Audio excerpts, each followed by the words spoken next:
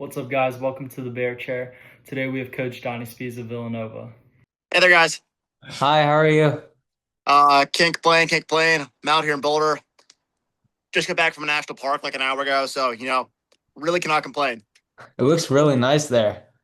Yeah, it's not nearly as hot. Like I'm up like 5,000 feet too, so it's like not that hot. It's pretty perfect. Yeah, All right.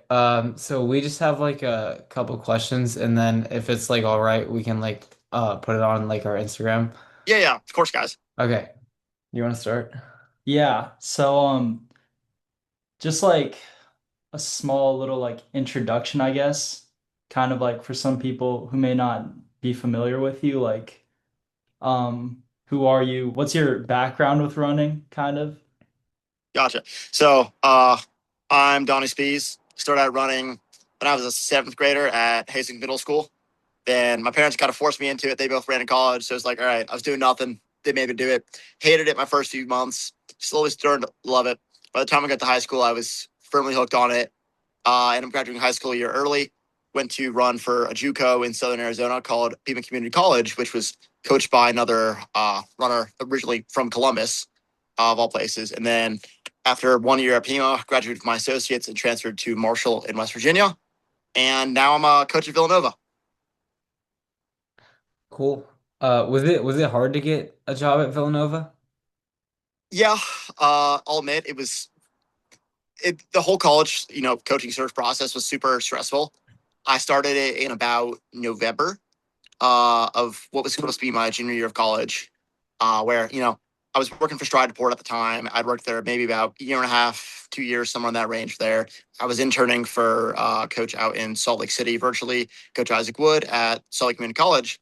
And I happened to be, there at the NCAA cross country meet. Isaac first helped me start talking to coaches, start thinking about jobs. And then really from that point, it was just, I'm calling everyone, I'm emailing everyone. I like to say is that Coach Matt, my boss now, he shot me an email and like, hey, I can call you in 5 minutes. So I walked out of class right then and there. I took that first phone call, met him, drove down to Wake Forest, met him in person later that week. Did well enough on both those pseudo interviews because everything was, still all behind the scenes, not firmly official. They never actually officially posted a job posting for my role. And then, did well enough on those calls and meetings to get hired at Villanova. That's really cool. And I know at like Villanova, a lot of your guys is like the stuff you do is a lot of like threshold based like workouts. How do you kind of like manage that intensity? Especially like because I know you guys use like, for example, like lactate meters to like manage the blood lactate in like your runner systems. It's like, what do you really do in like the event where it like spikes above like 4 millimoles? So the lactate testing, it's a game-changing tool. I mean, more and more people have been starting to be using it the last few years, especially really since 2023 or so.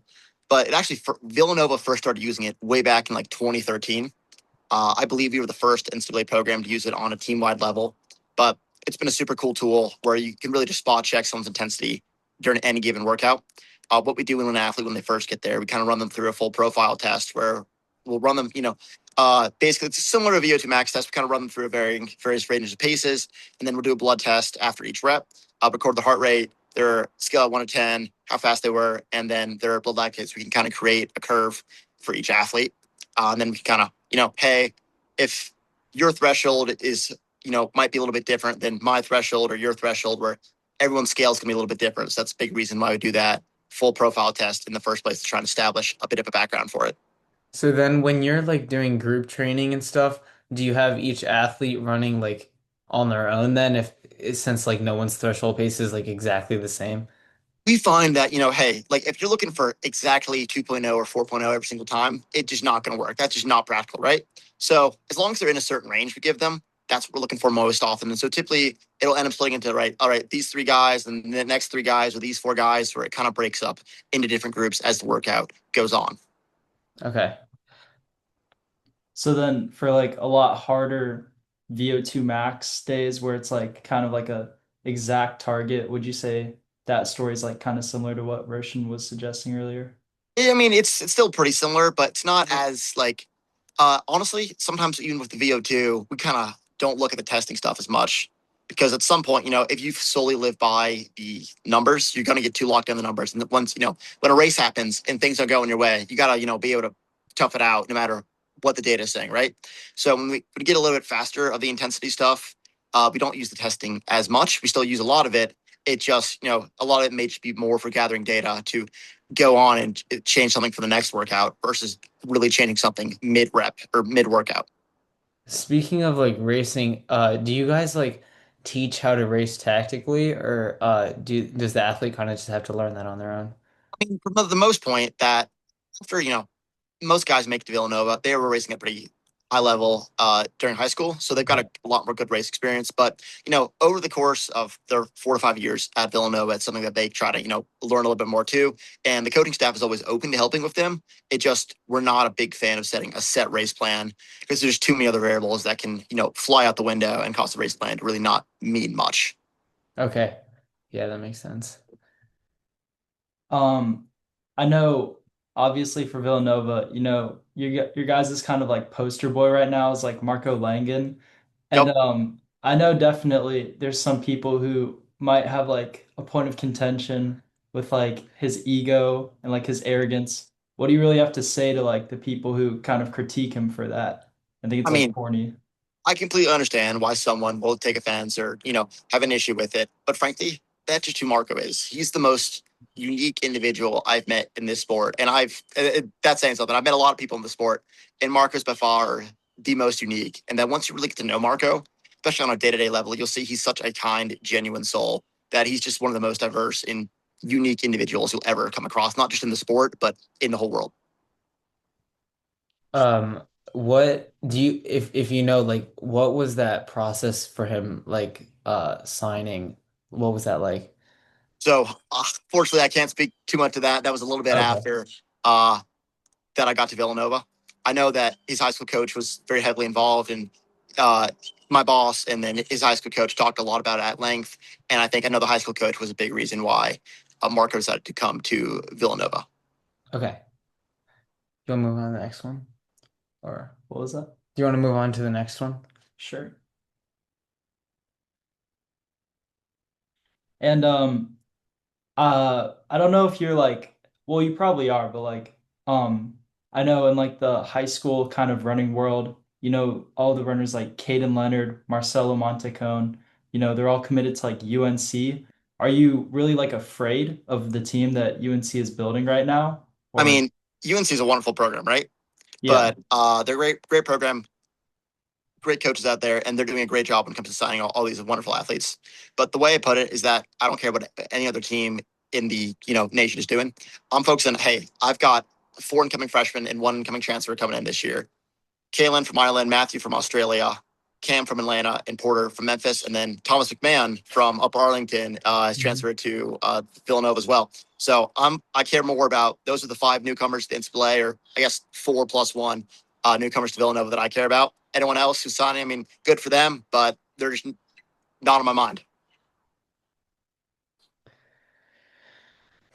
And I know in like some previous interviews, you like to touch base a lot on like kind of your like passion for running and like how much yeah, just kind of like how much you love it. Yeah, But I want to know like what do you kind of do maybe in like a race or something like that where you're kind of in like a rough patch like mentally it's like super like exhausting for you. How do you kind of like get out of that like mindset and like so that you're able to like finish and like execute what you came to do?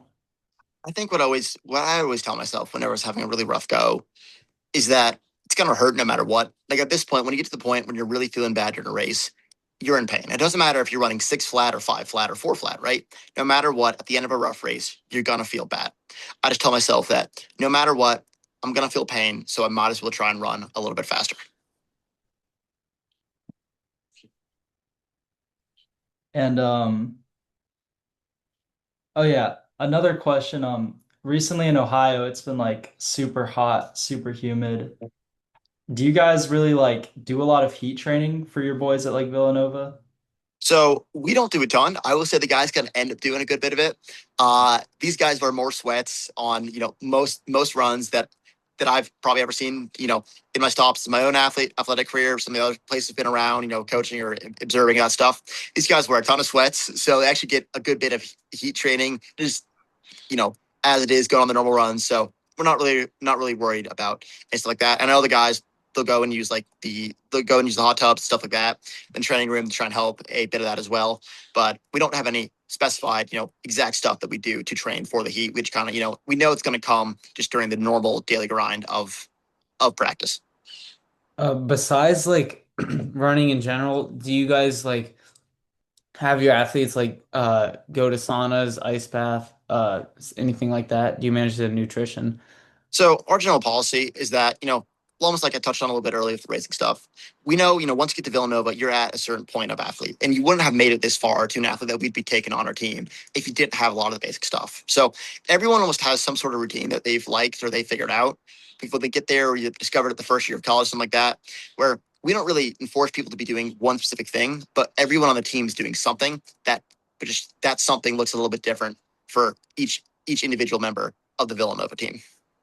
And then do you guys have like almost like team sessions or where you will go to like altitude to train there or no? I think so. Well, the thing I always like to say about that, sure, in an optimal world when running is the only thing that matters, yes, they'd be out here at altitude the whole summer, right? But running's not the only thing that exists. Villanova is a great university as well, both on the track in terms of academics. That a lot of our guys are working, big internships or stuff like that. That it's going to set them really well for their later in life and their careers. That it will accept a little bit of a dip in performance if it means setting them up for a great rest of their life. Yeah. And on the Straight Fire Running podcast, I think that's like something what that was like last October, Give or September-ish. take or so, yeah. Yeah.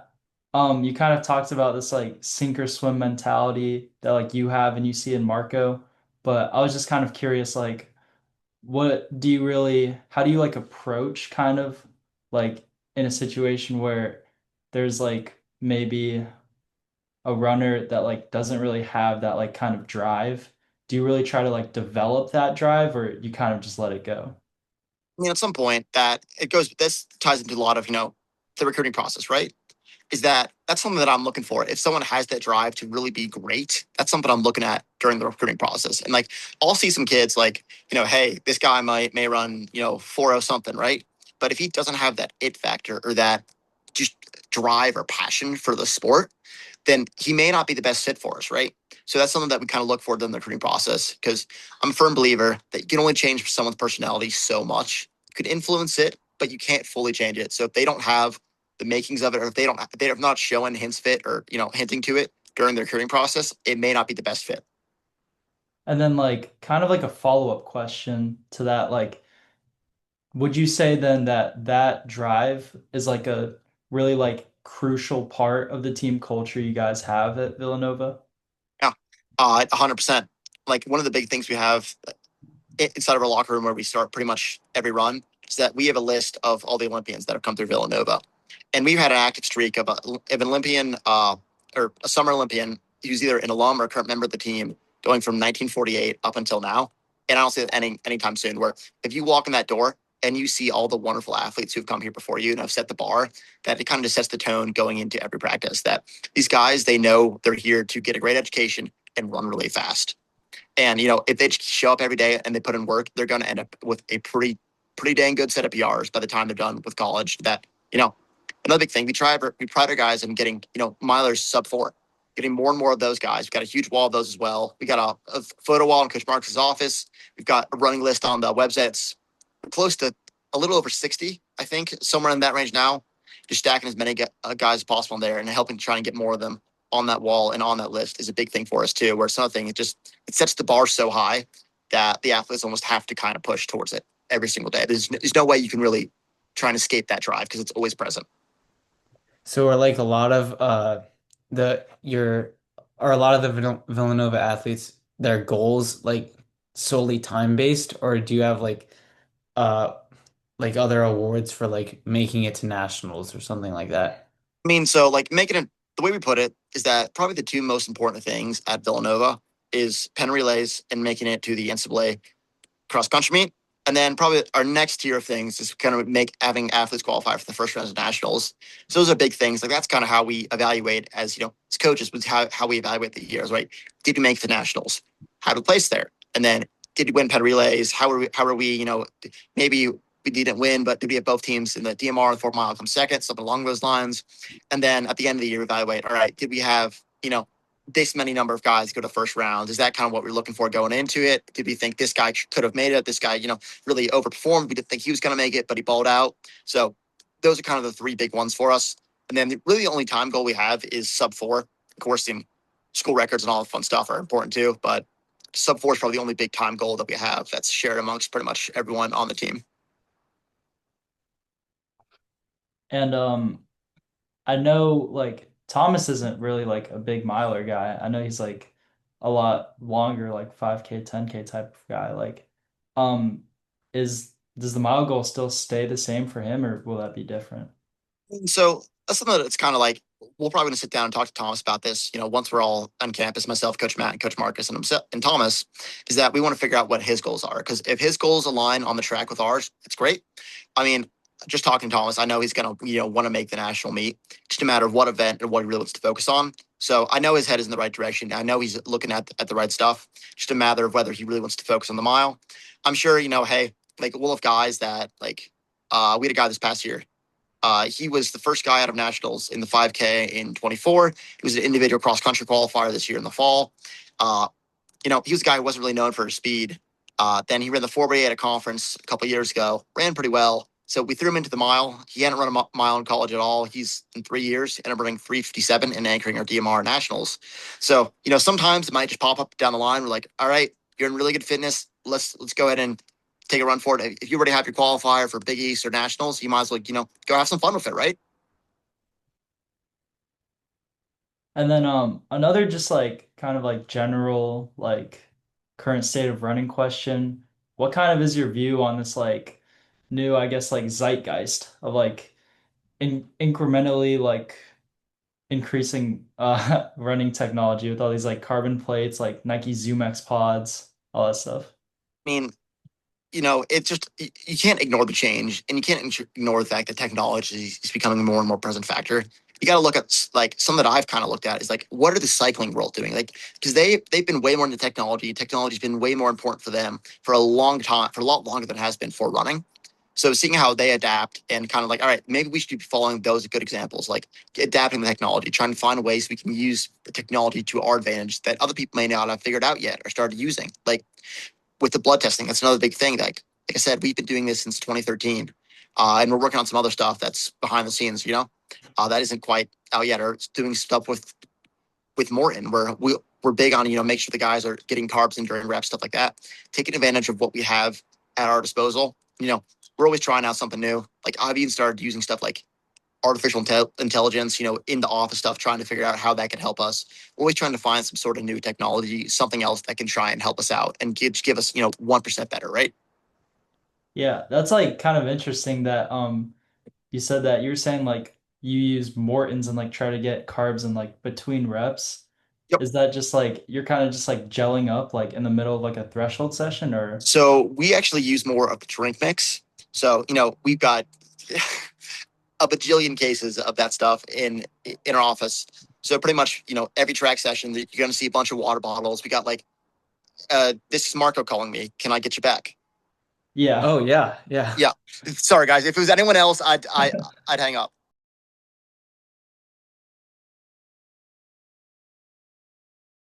Sorry, I'm not sure if y'all got to hear most of that. Yeah, Marco was just yapping a bit about training and the race and all that fun stuff.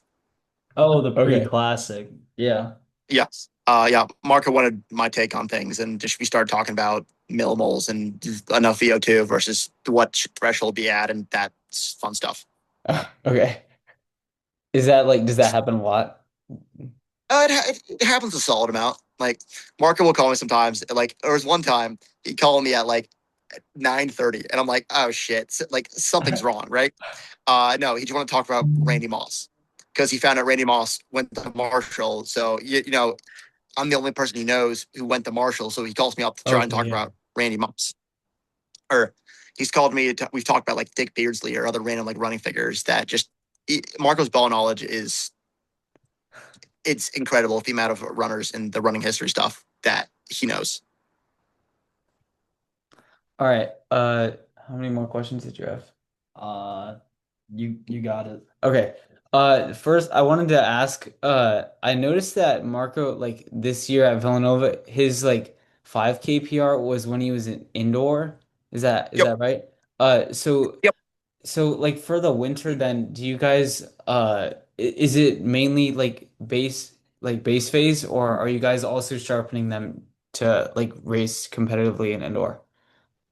So for a lot of it, and I mean, the reason I was 5K PR was so much faster indoors is that, frankly, it just we didn't really set up the opportunity in outdoors to go after a fast 5K. The goal was, Okay. more so winning a national title and doing what we can to do there and winning pen relays instead of chasing after fast time. Which indoors, that's kind of we got this nice little build where he wasn't doing cross country, so he had a really uninterrupted few months to go after fast time, hit it really hard at the BE opener, and then focus again on nationals. Right.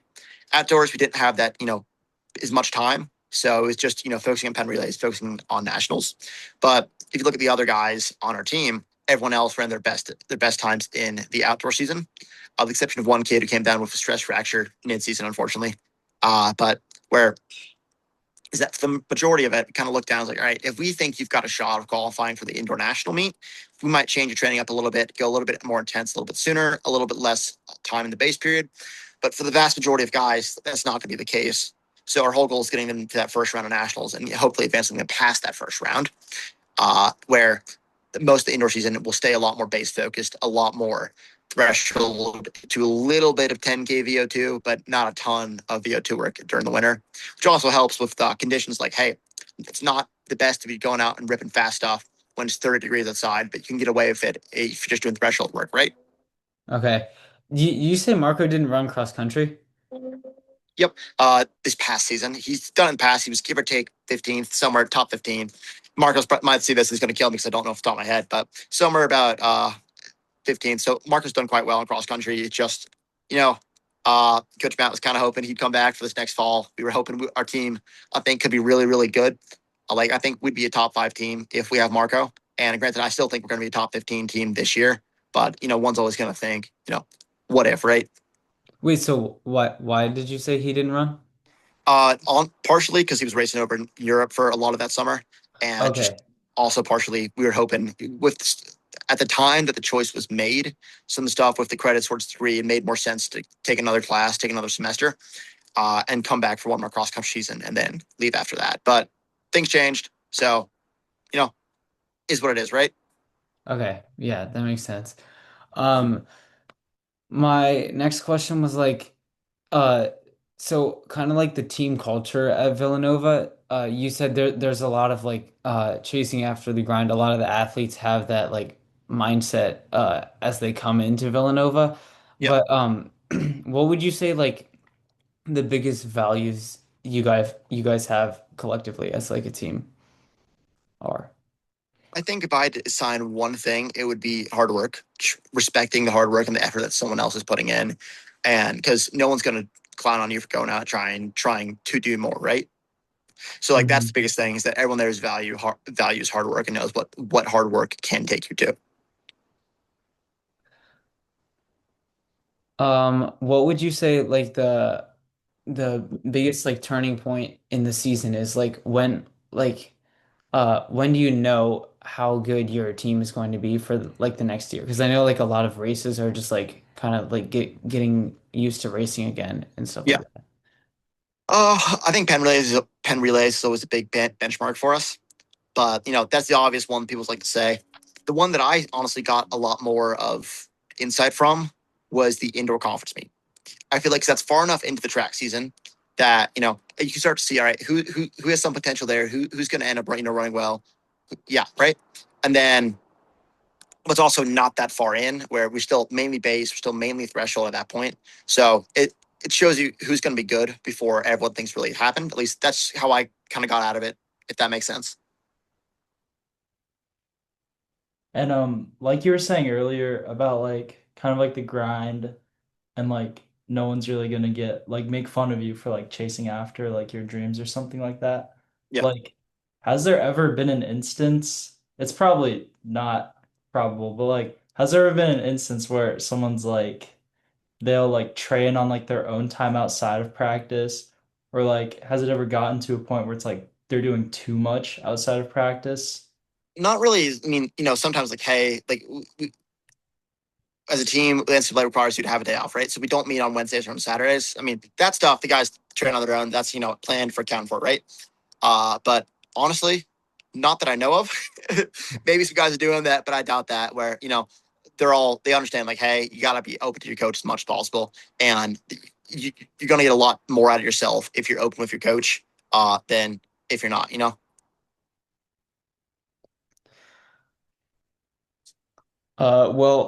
We have the free version of Zoom, so we're like running out of time.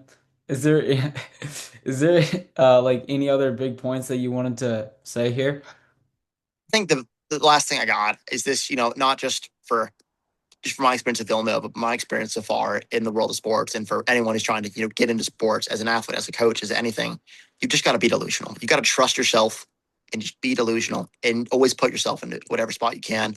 Don't underestimate what hard work can do for you. There's so much that you can really achieve if you just put your mind to it and just go a little bit crazy about it. That's how I made it as a Division One athlete. I probably should have never made it as a Division One athlete. I was a 17-minute 5K. I only broke 18 twice during my whole time uh, back during high school, right? Who would have thought that that guy would have made it as a Division One athlete, and then that same guy as a Division One athlete, ended up making it, going to Villanova, going from a kid who only broke 16 once in his life to coaching at Villanova a year after that, who started, I ended up becoming a really good journalist out of nothing, where I wrote over 100 articles, did a bajillion different interviews at all these other meets, that you can really get so much out of yourself if you just get a little delusional about it and just put in a ton of hard work. Speaking of running journalism, one last quick question. Do you know who Please. Billy the Toad is? I do know who Billy the Toad is. Yes. You ever met him? Uh I don't think so. Yeah, I've bumped into him. Like I've seen him. Like I've been like maybe 10 feet from him at some point. I just don't think I've ever actually bumped into him and talked to him yet. Of All right. Well, we're just about out of time. So thank you so much for like agreeing to meet with course, us. guys. Yeah, I mean, like this is what I'm here for. This type of thing that I was doing when I was y'all's age and a little bit older is that I want to pass it forward, right? Pass it forward, pay it back, all that fun stuff. All right. Thank you. It was really good talking to you. Of course. Talk Thank later, you. guys. Okay. Yeah, see ya. See ya.